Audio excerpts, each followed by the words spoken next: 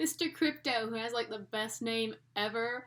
Happy birthday. It's the big 4-0, and I am so sorry that it is during this time where you can't go out and celebrate, but you got a whole tag for you, man. Happy birthday. That's like the best gift anyone can give a booktuber. And thank you guys so much for tagging me. I love being tagged. I'm really slow to get to tags, but this time I was like, no, as soon as I tagged, I'm gonna do it. But then we just gotta hope editor Casey gets it posted up in time. You know, we're supposed to be doing finals right now, studying, not filming and doing an hour's worth of editing. Yeah. Again, thank you guys for tagging me. I love your talks. And I love the intros. Just how funny you guys are getting right into it. So let's get right into this brand new tag with number 1. While it's proven too many birthdays can kill you, the amount of cake we can eat is still under debate. Name the most recent book that gave you a sugar/book high. Ooh.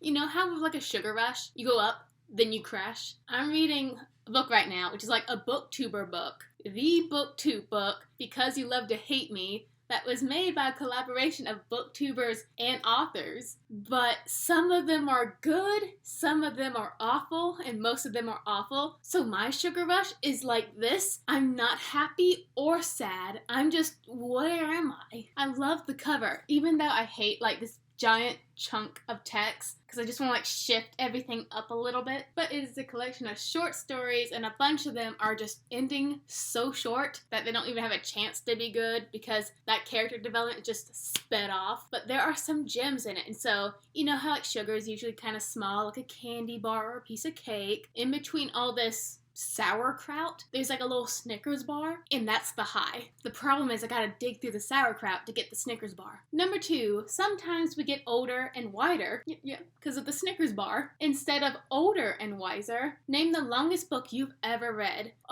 It is either Inheritance by Paolini, which I think is 800 pages, or Priory of the Orange Tree. I do not know which one is longer. I will Google it, and I'll put the longest one right here. But the longest book I own, I'll be right back, is the massive, full, completed collection of all the Tale of Earthsea books. Have not read this yet.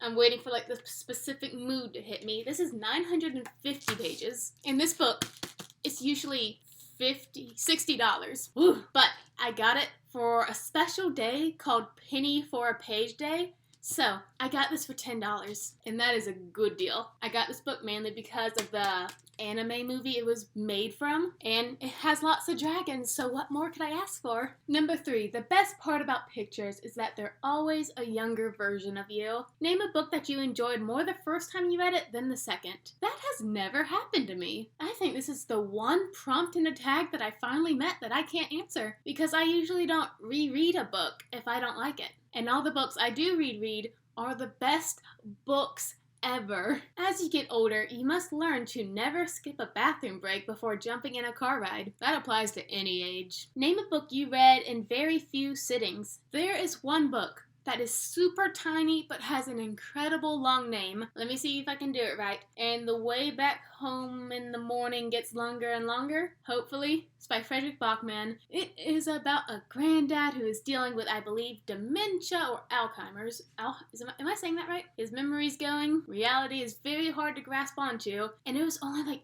80 pages? Probably less than that. So yeah, one sitting, read that short story, cried my little eyes out at the very end. Yeah, short books that are under like 100 pages, I refuse to get up until it's done. Number 5, don't let old age get you down, because it's harder to don't let old age get you down, because it's harder to get you back up these days. Name a book you had to put down and why. Just one. My most recent one, whenever I'm posting this, it's April right now. I should post this in April. I have faith in my editor. Oh my gosh, this book. It has the weirdest writing style. It's like these characters know they're in a book, and so they're trying to make their internal dialogue sound really prosy, beautiful. They look at a leaf and they have to compare it to some larger model of the world and describe how every single vein tracing through it is how every single person is connected and interweaving with their neighbors and whatnot. Everything's a metaphor. This book I DNF'd because it was too descriptive. Writing style was weird. Grandiose. It was grandiose. That's what I was thinking of. I've discovered something. You see how long this summary is? This is my theory. The longer the summary, the worse the book is. Because they feel like they have to explain everything here. Because they did such a poor job here. This theory has not failed me. Yeah, everyone in this book is super Southern. Like, I'm Southern, and I couldn't understand what they were talking about. There were no G's. Fishing? No, fishing. Also, there was like this 40-year-old man who was like interested in this barely 18-year-old girl and technically legal, but no. Also, the villain of this tale, he's like, my evil minion, don't kill that person. Evil minion kills that person. I told you not to kill that person. Well, let's get in the car. Where are we going, boss? Well, we're gonna go to another gas station. Hopefully you won't kill that person. Okay. Evil minion, don't kill that. Oh, you killed him. Weirdest villain ever. It was just bland. Thankfully, though, I only got it for $2. Not that much of a waste of money. Still a waste, though. Number 6. Age isn't how long you've been alive. It's how many lives you lived. What book genres have you been wanting to try outside of your comfort zone? So the books I chiefly read are thriller, YA, and fantasy. For some reason, I never feel compelled to pick up a mystery book, even though that's basically what a thriller is. I don't know why, but I definitely want to read more mysteries, even like starting from like Sherlock Holmes or Poirot. I want to definitely get into more contemporaries. Let's see, the ones I've liked so far were Eleanor and Park, Love at First Sight, An Abundance of Katherines, and Fault in Our Stars. Those were both good. I didn't like any other John Green's books, though. Oh, I read With the Fire on High, but that was like, if it was like a heart, heart da-da-da-da thing, then it was like, maybe like a little bump. Number 7. Life gets worse the older you get. Luckily, you don't have much left. Oh, that was dark.